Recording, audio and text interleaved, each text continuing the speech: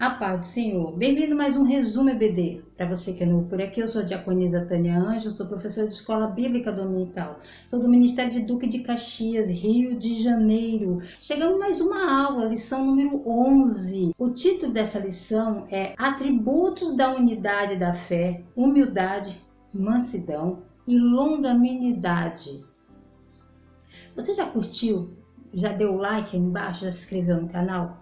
Se inscreva no canal, nos ajude, compartilhe esses vídeos com os seus grupos da igreja, no WhatsApp, no Facebook. Nos ajude a avançar com esse canal, amém? Dependemos da ajuda dos irmãos, amém? E ore por nós para que possamos cada dia mais trazer recursos, ensinos mais profundos da palavra de Deus, cada dia mais crescendo na graça e no conhecimento, amém? A leitura bíblica em classe dessa semana se encontra em dois textos, Efésios capítulo 4, versículo do 1 ao 4, Colossenses capítulo 1, versículo do 9 ao 12. Efésios capítulo 4, versículo 1, diz assim: Rogo-vos, pois eu, o preso do Senhor, que andeis como é digno da vocação com que foste chamado, com toda humildade, mansidão, com longanimidade, suportando-vos uns aos outros em amor,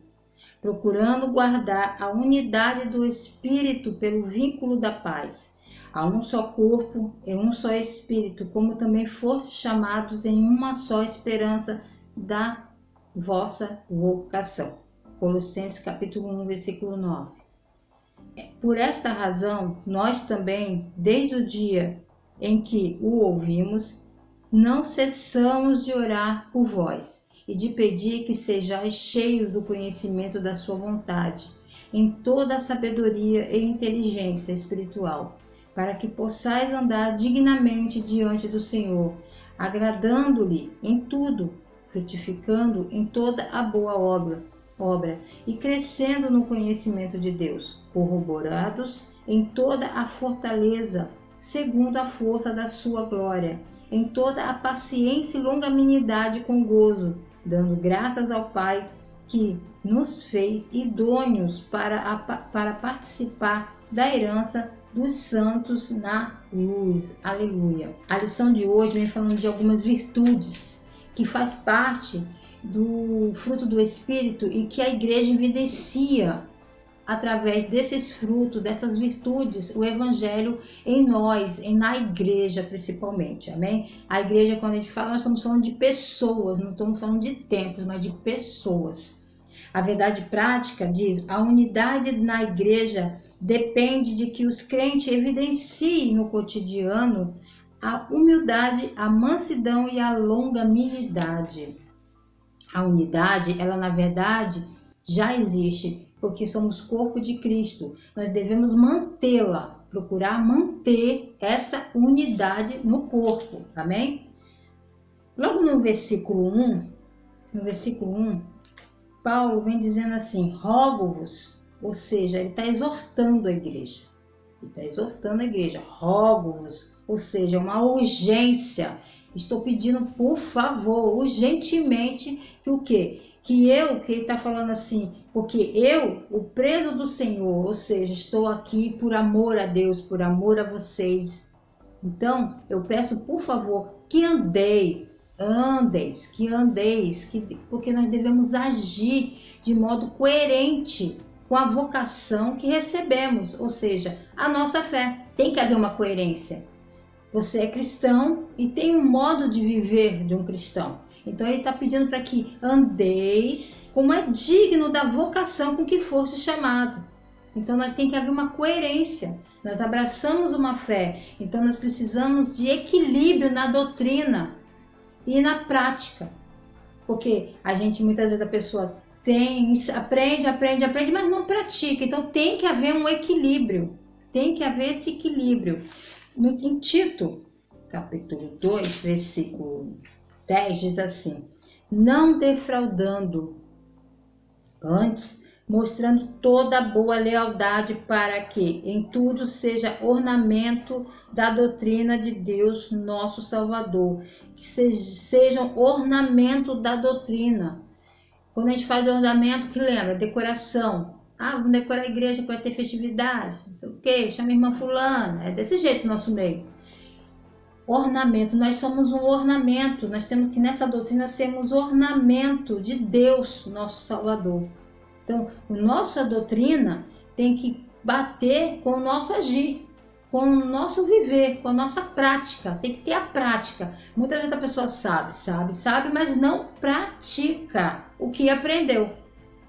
Então, é isso que Paulo vem falando. E aí, nós vamos entrar na lição, que no primeiro, que tem um título aqui, primeiro tópico, para haver unidade é preciso humildade. Para haver unidade no corpo de Cristo, tem que haver humildade. Ele está dividido em 3 subtópicos. O primeiro, o modo digno de viver cristão, a humildade, e o terceiro, a verdadeira humildade. Essa palavra humildade, ela teve um elevo muito maior em Cristo, porque nos tempos antigos e até no mundo, infelizmente é assim, mas na era em que estava sendo escrita essa carta, no meio dos pagãos, dos romanos, a pessoa que se tornava uma pessoa humilde era uma pessoa fraca, uma pessoa humilde era considerada uma pessoa covarde. E Jesus Cristo, ele nos mostrou que ser humilde é muito pelo contrário, é ser forte. E ele veio mostrando isso, porque a humildade não é sinal de fraqueza, ela é uma virtude, e Cristo tornou isso uma virtude, porque ele viveu e morreu pela humanidade. E tem que haver humildade nisso. Não podemos esquecer da humildade em nosso caráter, porque nós somos imitadores de Cristo. Sendo imitadores de Cristo, nós temos que praticar a humildade em nosso meio, em nossas vidas. Então nós temos que buscar isso para nós, sermos humildes. E a humildade, irmãs e irmãos, não está no seu vestir. As pessoas falam, aquela irmã ela é humilde, olha como ela se veste. Não é no modo de se vestir. Não é numa roupa muito simples que a pessoa é humilde. Em si, em seu caráter, em seu interior, porque muitas das vezes a gente julga muito pela aparência, a gente se engana com isso. A humildade é algo interior, é de dentro para fora. Tudo que foi feito, tudo que Jesus fez, que Deus fez, é de dentro para fora. Tudo de dentro para fora. A mudança vem aí. A humildade se contrapõe ao orgulho e ao individualismo, porque a pessoa que é humilde, ela não tem humildade, ela acha que ela pode tudo. Ela não pede ajuda para ninguém. Ela está ali fazendo algo, não está conseguindo, porque muitas das vezes a pessoa não sabe, mas o orgulho não deixa ela pedir ajuda. Ela não tem humildade para reconhecer. Eu não sei fazer isso, me ajuda. E isso é o problema da humildade, da pessoa que não é humilde. Aí contrapõe com orgulho, não é? Vamos ler em João capítulo 13. João capítulo 13, versículo 13. Vós me chamais mestre e senhor, e dizeis bem, porque eu sou. Ora, se eu, Senhor e Mestre, vos lavei os pés, vós deveis também lavar os pés uns dos outros, porque eu vos dei o exemplo, para que, como eu vos fiz, façais vós também. É a passagem de Jesus lavando os pés. Esse ritual do lava-pés, que muitas das vezes você vê até o Papa fazendo isso, né? Lavando os pés. Mas esse ritual do lavar os pés, no caso que é uma prática judaica, era um sinal era uma questão de purificação, está ligada à purificação. Para nós significa servir e considerarmos menores que os nossos irmãos. Isso é o significado do lavar os pés, e não literalmente lavar os pés das pessoas, porque primeiro que isso é uma prática judaica, e outra, o que Jesus deixou como exemplo era isso, que nós devemos servir as pessoas, nos tornarmos, considerarmos menores que os outros. Que a partir do momento que você se considera menor que o outro, você não vai ser uma pessoa exaltada, amém? Romanos capítulo 12, versículo 10. Romanos capítulo 12, versículo 10. Amai-vos cordialmente uns aos outros, com amor fraternal, preferindo-vos em honra uns aos outros. As pessoas querem honra para si, mas quem tem que nos dar honra, primeiro que é Deus, primeiro que a honra, primeiro pertence a Ele. Mas se num ambiente, numa situação, quem tem que vir até nós são os irmãos. E não a gente nos colocar em sinal de como nós somos maiores que os outros, melhores que os outros. Esse é um grande problema. Queremos ser mais que os outros. E não é isso que Jesus fez. Jesus, muito pelo contrário. Ele se prostrou, ele se ajoelhou e lavou os pés, mostrando que devemos servir aos irmãos, servir uns aos outros, ajudar uns aos outros. A humildade na igreja, ela coopera com a harmonia nos relacionamentos e promove unidade no corpo de Cristo. Se tem pessoas na igreja humildes, isso promove a unidade. É isso que vem ensinando nessa lição, a importância dessa virtude em nosso meio. O tópico 2: para haver unidade é preciso mansidão. A virtude da mansidão produz crentes capacitados a bem gerir os conflitos, promovendo paz e conciliação na igreja local. É uma grande verdade. Nós, em nosso meio, em nossas vidas em geral, vai sempre existir atritos. Mas se nós buscarmos a mansidão, não só a humildade, mas também a mansidão, muito disso iria diminuir em nosso meio também. A palavra mansidão significa gentileza, cortesia e paciência. A mansidão, ela é a ausência de precipitação. A pessoa que é manso, ele não vai se precipitar em falar, em agir, porque ele é manso. Ser manso é ter consideração por outra pessoa. A verdadeira mansidão não discute, ela age com brandura nas horas do conflito. É aquela do deixa disso, tá todo mundo discutindo, ela... Não vamos parar com isso, nós somos irmãos. Ela vem com aquela mansidão. Então, a mansidão faz toda a diferença. A mansidão é a qualidade principal para que a unidade seja mantida entre nós. É a suavidade dos fortes. Olha só, a mansidão é a suavidade dos fortes, cuja força está sob controle. Uma pessoa mansa, ela controla seu temperamento, impulsos, línguas e desejo. Oh, glória! Precisamos muito disso, precisamos pedir muito isso. Salmos 37:11 é um versículo chave para nós cristãos, porque diz assim: mas os mansos herdarão a terra e se deleitarão em abundância de paz. Os mansos herdarão a terra e se deleitarão em abundância de paz. Então precisamos buscar essa mansidão. E quem foi o maior exemplo, né? Depois de Jesus, um dos exemplos que nós temos assim é Moisés, né? Moisés, ele teve essa virtude, ele foi reconhecido como o homem mais manso que havia na terra. Nossa, quando nós lemos as passagens no deserto, meu Deus, né? Tinha que ser ele mesmo. Essa reputação se deu em virtude de um legislador, entre outros aspectos, não revidar nem guardar rancor quando foi atacado pessoalmente. Nessa mesma perspectiva, Jesus Cristo mantém o autocontrole enquanto era injustamente caluniado e durante seu julgamento não pronunciou qualquer palavra contra os seus acusadores. Assim temos o exemplo de mansidão diante das mais difíceis circunstâncias. Os exemplos estão aqui na Bíblia. Jesus Cristo e Moisés são o maior exemplo de mansidão que existe. Então a mansidão, a pessoa ela não vai ficar nervoso, gritar. Já viu numa discussão? Aquele que mais grita é o menos ouvido. É o menos ouvido. Quanto mais você grita, menos você é ouvido. Mas se você vem com mansidão, a mansidão, ela acalma o furor. Ela acalma o furor.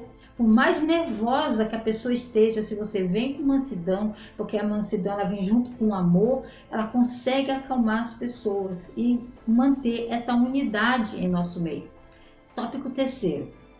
Para haver unidade é preciso longanimidade para o exercício do perdão.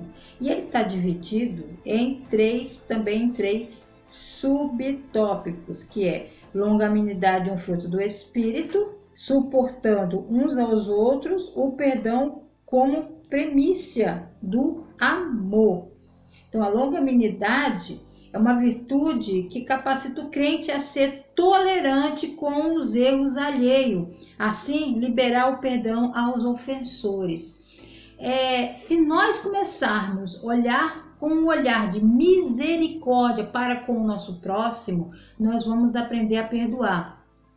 Quando você começa a exercitar isso, eu digo isso por experiência própria, quando começamos a exercitar isso, olhar para aquela pessoa que nos ofendeu, que falou mal da gente e que sempre é um problema, que é uma pessoa que ainda está naquela fase de regeneração, que verdadeiramente ainda não houve essa mudança de dentro para fora, essa pessoa, se você olhar para ela com um olhar de misericórdia, porque Jesus Cristo mesmo fala isso, eu quero misericórdia, que você tenha misericórdia um dos outros. Se você começar a olhar dessa forma e orar por essa pessoa, você vai começar a olhar diferente para essa pessoa. Você começa a mudar. É você. Sempre a mudança tem que ser de nós. A gente quer que o outro mude. Não, eu não mudo porque o outro não muda. Eu não mudo porque meu marido não muda. Mas a mudança tem que vir de você. Você mudando interiormente, isso vai fluir ao seu redor. Tudo em sua volta muda. Por quê? Porque suas atitudes com as pessoas vão mudar, o seu comportamento, o seu agir, suas decisões. Porque quando a pessoa é descontrolada, ela não toma decisões corretas, porque ela não está enquadrada nessas virtudes que nós estamos estudando hoje. A longanimidade tem a ver com a paciência, com a tolerância constante. Então, quando a pessoa é totalmente destemperada, as suas decisões são só catástrofe. Tudo dá errado. E a culpa não é do outro, a culpa é sua. Porque você toma decisões no momento de ira, no momento de raiva, por não ter paciência. Vamos fazer de qualquer jeito tá bom. Porque tá sem paciência de esperar o momento certo, com mansidão, né? Como nós estamos estudando aqui. Então, agir com equilíbrio, precisar de equilíbrio nos momentos difíceis, porque nos momentos mais difíceis, irmão, nós precisamos desse equilíbrio e somente tendo essa longanimidade, essa paciência nos momentos difíceis e não ter atitude de vingança. Ela vai ver o que eu vou fazer, eu vou dar o troco. É muito sério isso. É não ter pressa para provar que está certo. A pessoa que não tem paciência, ela quer provar porque ela quer provar que ela está certa. E não ter paciência de esperar o momento certo, até de falar, de agir e deixar as coisas acontecer. É ter que suportar uns aos outros em amor, Suportar aqui vai além da paciência, de uma paciência conformada, assim, fazer o quê, né? Fazer o quê? Não tem jeito mesmo? Né? Fazer o quê? Não é isso. Não é um conformismo, esse suportar, tem que suportar, né? Fazer o quê? A Bíblia fala, não é dessa forma, não é isso. Suportar em amor, no original grego, tem um significado muito mais profundo. Diz respeito a ser o suporte de alguém, servir de amparo. Mesmo que alguém nos ofenda, é preciso amá-lo e ajudá-lo. E esta é a ideia. Então, suportar em amor é ser suporte de alguém. E não se afastar dessa pessoa, como geralmente se faz. Não é isso. Deixa pra lá. Não, é ser suporte, é ajudar essa pessoa. Ajuda em oração, ajuda na sua necessidade. Procura ouvir por que essa pessoa às vezes está agindo daquela forma.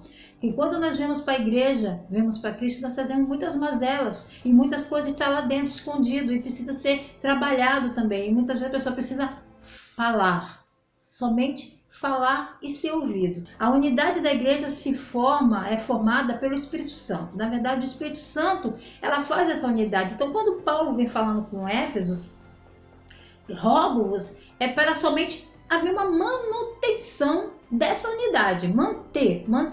O tempo está aí, O corpo está aí, o edifício, lembra? O edifício está aí prontinho. Agora, vamos manter? Porque se você tem um templo e você não limpa ele, não tapa as brechas, esse templo vai começar a dar problema. Então, esse templo ele tem que ter haver uma manutenção. Nós precisamos dessa manutenção. Pode ser que esse mês você esteja bem, mas pode ser que mês que vem você já esteja totalmente sem paciência, sem tolerância. Então, isso é contínuo em nossas vidas. Então, o que acontece é que muitas vezes nós não preservamos isso, não mantemos isso. Então, ele roga para que nós mantemos essa unidade. Em Lucas capítulo 6, versículo 9, diz assim: Então Jesus lhe disse, uma coisa vos hei de perguntar, é lícito nos sábados fazer bem ou fazer mal, salvar a vida ou matar? Então nós temos que nos preparar para pensar, será que nós precisamos ter dias certos para ajudar alguém? Precisamos de momentos, de situações certas se precisar ajudar alguém? Então, o amor vai além disso tudo. O amor ao próximo vai muito além disso tudo. De dias certos, de momentos certos. Porque isso, porque aquilo. Porque nós, nessa questão do amor, nós amamos se, nós amamos quando. Nós temos esses sis da vida, o quando. E o amor de Cristo independe disso tudo, e ele vem ensinando isso para nós. A verdadeira unidade é uma só, é através do Espírito Santo, porque só existe um Espírito, um só Espírito, um só Senhor, um só Deus e Pai de todos. Amém? Está em Efésios 4 até o 6. O cristão deve agir de forma compatível com a fé que abraçou. Deve ser humilde, deve ser manso, deve ser paciente e deve aprender a suportar os irmãos, para que todos sejam edificados. A unidade do Espírito já existe e devemos fazer, o que nós devemos fazer é preservá-la. E hoje é dia 14 de junho, é o dia do pastor. Quero mandar um forte abraço a todos os pastores, que Deus continue abençoando a todos, fortalecendo, dando sabedoria, principalmente nesse período em que nós estamos vivendo. As suas ovelhas precisam muito de vocês, e em especial o meu pastor, o pastor Cedeninho e sua família, que tem nos apoiado, sempre tem uma palavra para nos dar. É um pastor presente, é um pastor que você sabe onde mora, sabe o telefone. Então, a esses pastores todos, pela sua maravilhoso chamado, que Deus os abençoe e multiplique cada dia mais e lhe dê saúde. Deus te abençoe. E nos vemos semana que vem, se Jesus não voltar. Fique na paz do Senhor.